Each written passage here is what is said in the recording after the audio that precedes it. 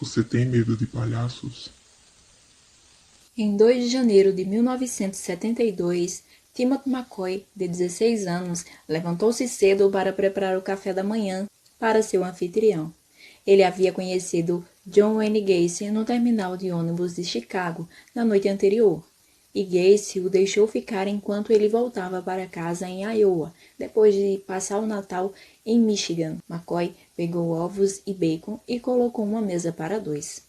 Então, ele subiu as escadas para acordar Gacy, sem perceber que não havia largado a faca que estava usando para preparar a refeição. O que aconteceu a seguir definiria o cenário para o resto da vida de Gacy. Não percebendo que o menino não pretendia fazer nenhum mal, Gacy o esfaqueou no peito, acabando com a sua vida.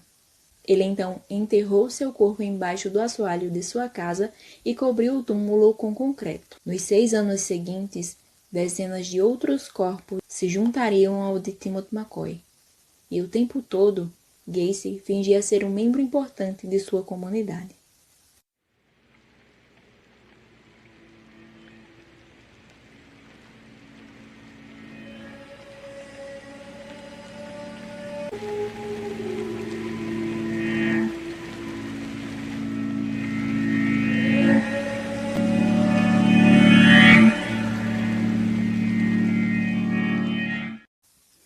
Olá pessoal, tudo bem com vocês? Eu sou Amanda Lima e sejam muito bem-vindos à Cena do Crime.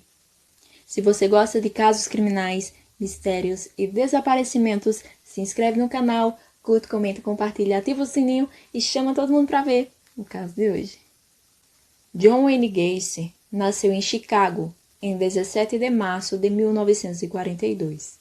Ele não tinha um bom relacionamento com o pai. Por vezes, seu pai o humilhava. Ele muitas vezes repreendeu o menino e o chicoteou com um cinto. Quando Gacy tinha 7 anos e um amigo da família o molestou, ele não contou a ninguém por medo de ser espancado pelo pai. Gacy tinha um problema cardíaco congênito, que limitava sua atividade física e o atormentava com obesidade ao longo da vida. Ele passou grande parte de sua juventude no hospital. Quando ele tinha 11 anos, os médicos descobriram que ele tinha um coágulo de sangue no cérebro. Eles foram capazes de tratá-lo, mas mesmo isso não poupou Gacy da ira de seu pai. Eventualmente, Gacy teve o suficiente do abuso, e ele pegou o que tinha e se mudou para o oeste.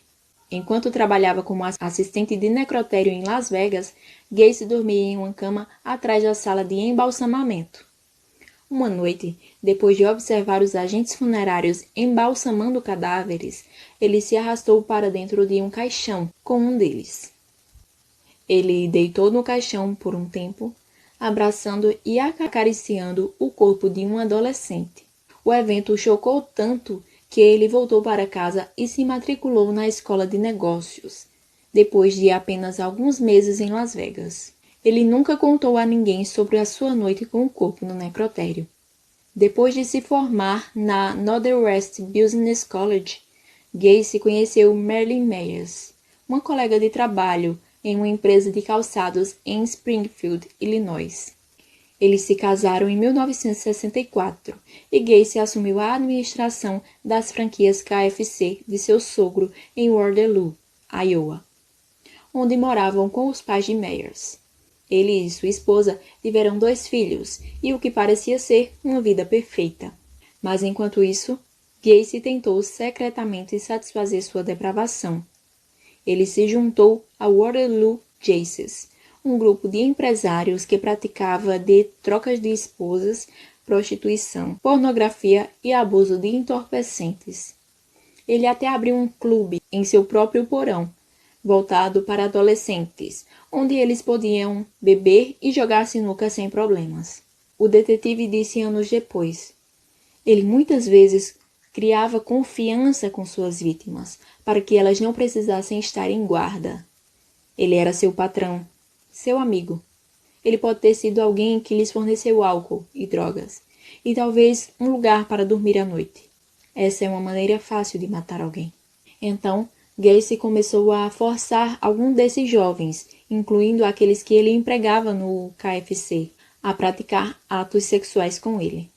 Essa seria sua primeira queda. Tudo começou em agosto de 1967, quando Gacy contratou Donald Wurschers, de 15 anos, filho de um colega do Jaces, para fazer algumas tarefas domésticas para ele. Gacy o atraiu para o porão, encheu-o de álcool e forçou o garoto a praticar atos libidinosos. Donald manteve silêncio sobre o incidente até março do ano seguinte, quando contou ao seu pai. Daí iniciou uma investigação criminal sobre Gacy, que destruiu a fachada de uma vida normal e perfeita que ele havia construído. Alguns meses depois, ele pagou $300 a um funcionário do KFC para espancar Donald, na esperança de assustá-lo e ele não testemunhar no tribunal. Mas Donald escapou e relatou a tentativa de espancamento, e o caso contra Gacy só aumentou. Em dezembro, John Wayne Gacy se declarou culpado de sodomia oral. Naquela época, as relações sexuais entre duas pessoas do mesmo sexo eram ilegais em Iowa. Gacy foi condenado por sodomia em 3 de dezembro e sentenciado a 10 anos de prisão, a ser cumprido na penitenciária estadual de Anamosa. Naquele mesmo dia, a esposa de Gacy pediu o divórcio, solicitando que ela recebesse a casa e as propriedades do casal, a guarda exclusiva de seus filhos e uma pensão alimentícia. O tribunal decidiu a favor dela, e o divórcio foi finalizado em 18 de setembro de 1969. Gacy nunca mais viu sua primeira esposa e os seus filhos. Mas, menos de 2 anos após sua sentença, John Wayne Gacy recebeu liberdade condicional por ser um prisioneiro modelo. Durante o curto período em que esteve encarcerado, Gacy conseguiu um aumento para os funcionários de refeitório da prisão, se tornou um funcionário do refeitório, aumentou o número de membros da prisão Jaces para 600, trabalhou para melhorar as condições dos prisioneiros e supervisionou a instalação de um campo de minigolfe no pátio de recreação. Ele também fingiu que era heterossexual, a fim de se proteger da ira de seus companheiros de prisão. No dia de Natal de 1969, o pai de Gacy morreu de cirrose hepática. Quando informado da morte de seu pai, Gacy desabou no chão, soluçando. Ele havia feito as pazes com seu pai anos antes, ainda durante seu primeiro casamento. Seu pedido de licença compassiva supervisionada para comparecer ao funeral do pai foi negado. Ele recebeu 12 meses de liberdade condicional sob as condições de que ele voltasse para Chicago para morar com a sua mãe e mantivesse um toque de recolher às 22 horas. Ele concordou e declarou: "Eu nunca vou voltar para a cadeia." Meses após sua libertação, quando ele e sua mãe moravam em Des Plaines, Illinois, Gacy atraiu um adolescente para sua casa e tentou abusar dele. Gacy foi acusado de agressão sexual, mas as acusações foram retiradas quando o menino não compareceu ao tribunal. Gacy tecnicamente violou sua liberdade condicional, mas de alguma forma o seu oficial de condicional nunca soube desse episódio.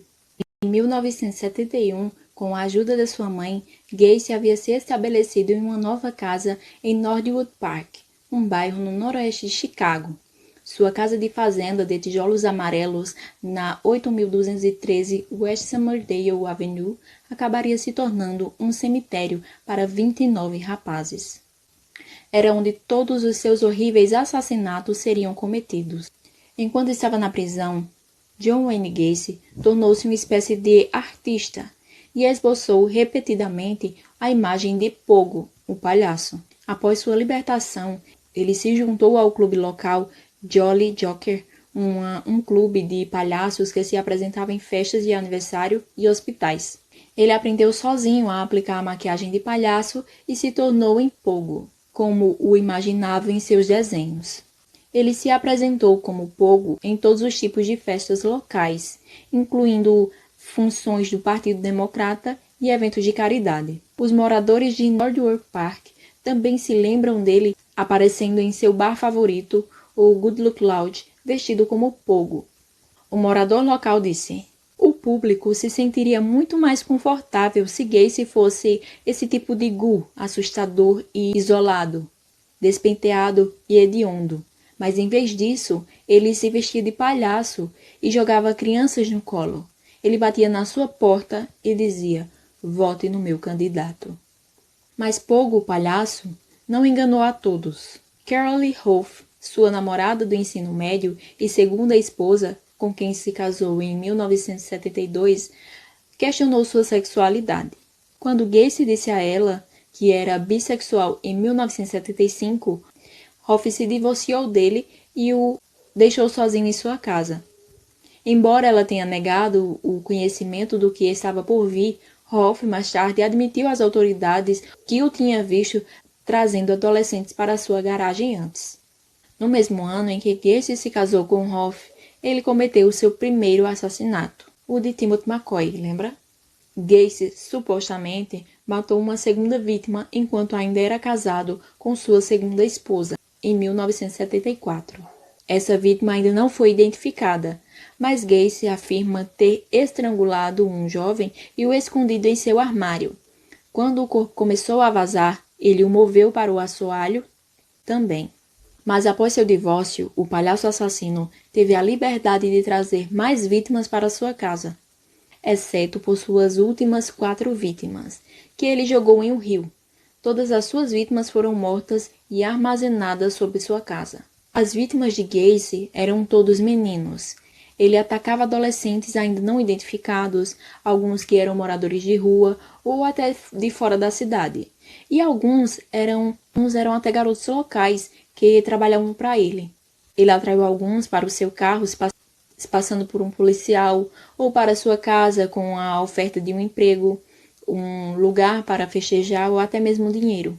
Uma vez que ele tinha a vítima em seu espaço, Gacy os persuadia com drogas ou álcool ou um truque de mágica doentio, durante o qual ele os algemava e balançava a chave na frente do seu rosto. Então, daí ele torturava, abusava e matava os garotos.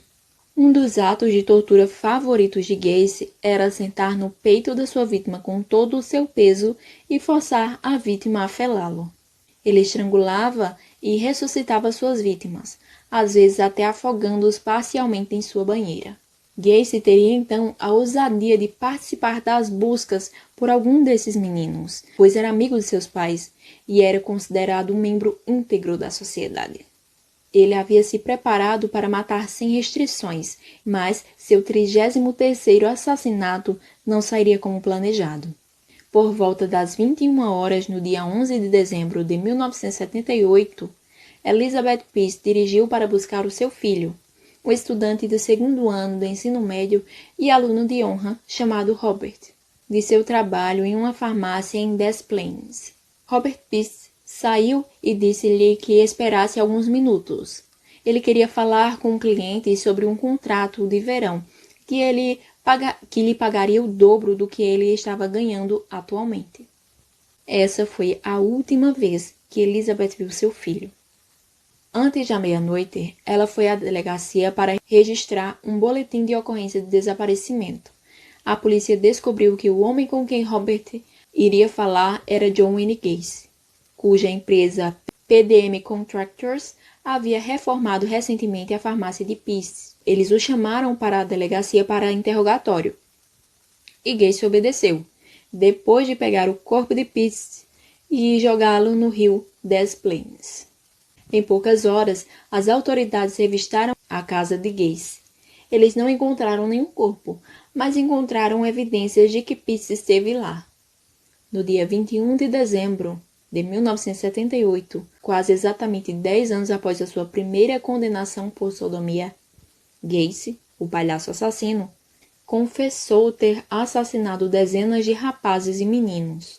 Os investigadores invadiram sua casa e descobriram 29 corpos no assoalho. Muitos haviam se decomposto além do reconhecimento, e especialistas em odontologia foram chamados para identificar as vítimas de John Wayne Gacy pela arcada dentária. 3 anos depois, o palhaço assassino usou um apelo de insanidade durante seu julgamento, esperando que o inocentasse.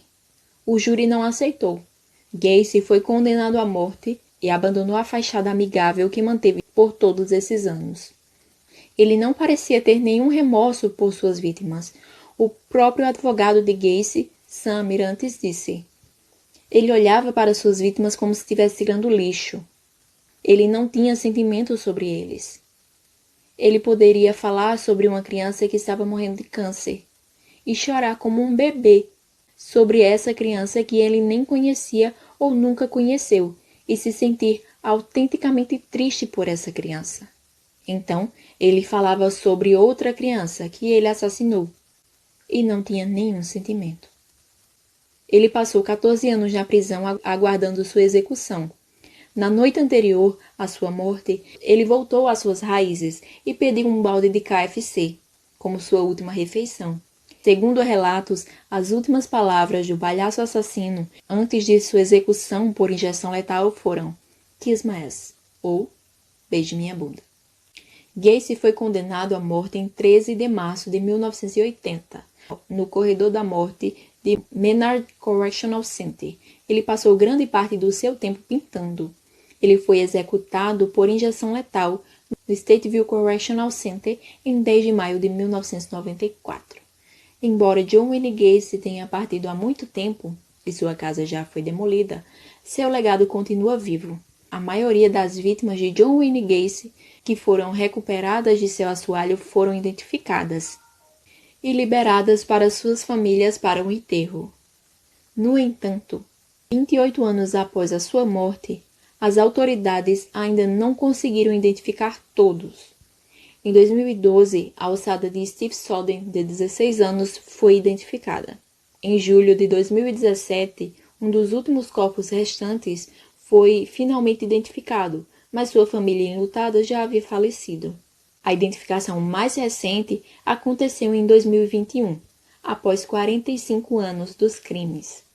Francis Wayne Alexander, que tinha entre 21 e 22 anos quando desapareceu. 4 das vítimas de John Wayne Gacy permanecem anônimas. Bom, pessoal, essa foi a história de John Wayne Gacy, o palhaço assassino. Não esqueça de deixar o seu like. Eu vou ficando por aqui e te vejo no próximo vídeo.